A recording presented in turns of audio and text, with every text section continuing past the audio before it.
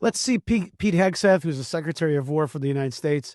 Just a short clip of him talking at a news conference. Amazing short phrase there. Looking up, the IRGC and Iranian regime sees only two things on the side of aircraft: the Stars and Stripes and the Star of David. The evil regime's worst nightmare. He talked about Israel's behavior being a breath of fresh air. What has MAGA's criticism been of America's allies?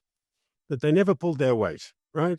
That they didn't spend enough on their own defense. They didn't build up their armies. And they were, to use a MAGA term, I wouldn't, it's still half the diplomat, it's in my blood. I wouldn't use the term, but the MAGA criticism of, European allies was that they were freeloaders, that they invested in their healthcare systems and they invested in education and then environmental things and I don't know what.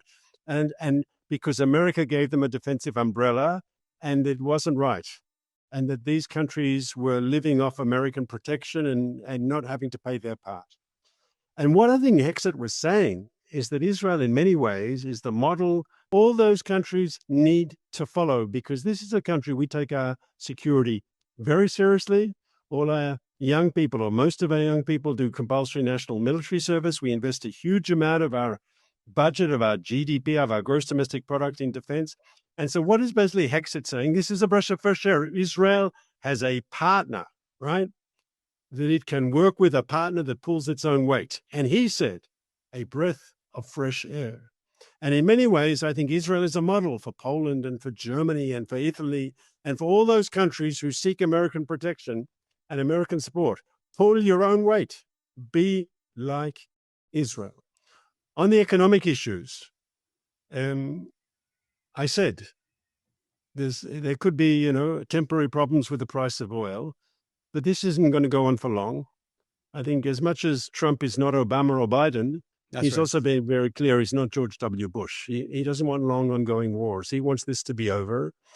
I think I said on my own podcast, Trump likes his wars to be deadly, decisive, and done with.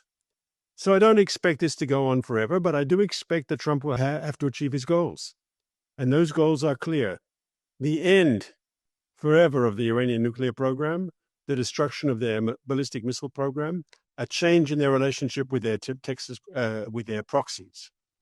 And maybe also, if not a change in the actual regime, which we would all like to see, most of all the Iranian people would like to see the end of this terrible Islamic Republic.